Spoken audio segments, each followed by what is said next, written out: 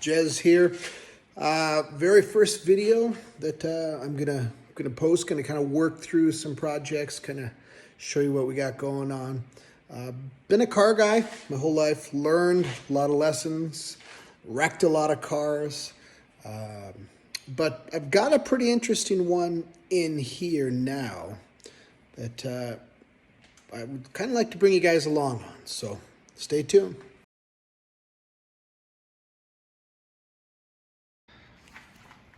So here's what we have. 1958 Ford F1. Pretty nice truck, pretty clean. The previous owner, looked like they had it in primer, was driving, started to do some of the work. Got a whole bed full of goodies. Everything's here. Original rear end. Interior's in pretty decent shape. Not too bad. It added a floor shift. Wasn't automatic. Originally a stick, obviously.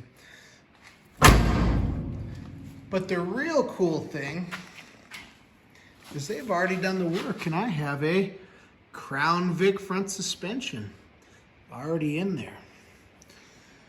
Which leads me to a conundrum. Love having that front suspension. Love having all of that disc brakes up there. But I'm going back and forth. Does come with the 302 that needs new bearings, piston rings, all of that. But I have another motor over here that I started working on that might be a candidate. It's a 331. It's got an Eagle crank, comp cams, dish pistons, forged H-beam connecting rods. And the conundrum is I have a twin turbo kit I would like to put into something. I just picked up this 58. I had originally planned on building a 48 rat rod that I had added a Crown Vic front to. I didn't have any of the front clip for it, no hood, front fenders. I do have the bed. But then I picked up this thing, and I sure like the look of these old fridges. So with that being said, do I go with 302 that it came with? And I have a Thunderbird rear end, which would give me 4-wheel disc brakes, independent suspension, but that 8.8, I don't know, would hold up to a twin turbo. So if I go twin turbo with that 331, I just happened to have picked up a Ford Explorer rear end, 373 disc brakes. Which way do you go with it? I don't know. The other thing I keep wondering about, do you tub it? Put some big old fats back here. Lower it down. Definitely like to shave the door handles off. Thought a really cool spot for the clickers would be right in here. You walk up and click, door pops open. Gonna delete these mirrors. Probably won't have a mirror on the passenger side. Fill in all these holes here. Definitely gonna fill in the antenna hole. I want it to be nice and slick. I'd seen a truck on YouTube that I thought was pretty cool, where they'd actually cut here, added a new centerpiece, and actually dished this front end for an intake. It looks really cool. Previous owners had filled in that, which I don't plan on putting that emblem back on anyways, because about as quickly as you can get them on, somebody steals them. So I'm just gonna delete that. I'll probably delete all of the chrome on the side, all of that stuff, and just go clean and slick. I'll let you know what I decide.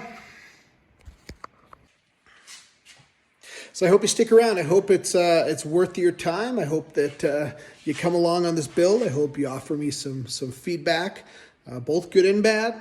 Everybody's got different ways of doing things. You know what I'm going for on this truck and what I end up doing might not be to your liking, and that's okay. That's okay. We each have our own vehicles, and I'm just feel fortunate enough. I have a nice shop at my house. Pretty full, but I've collected a lot of tools over the years, and it lets me do most of the stuff here. So stay tuned.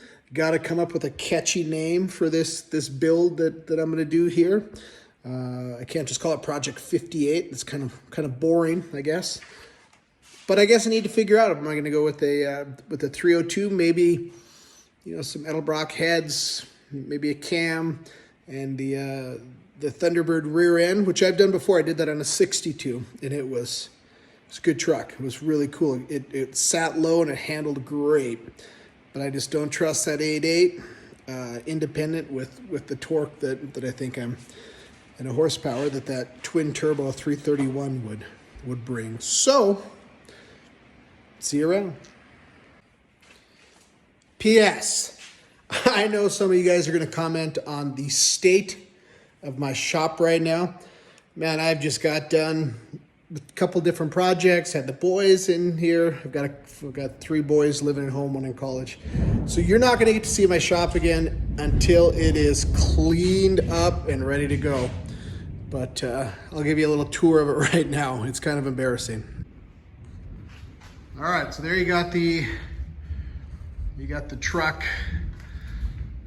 Dual compressors. Actually, it's a single compressor with an air reservoir. I've done these copper pipes.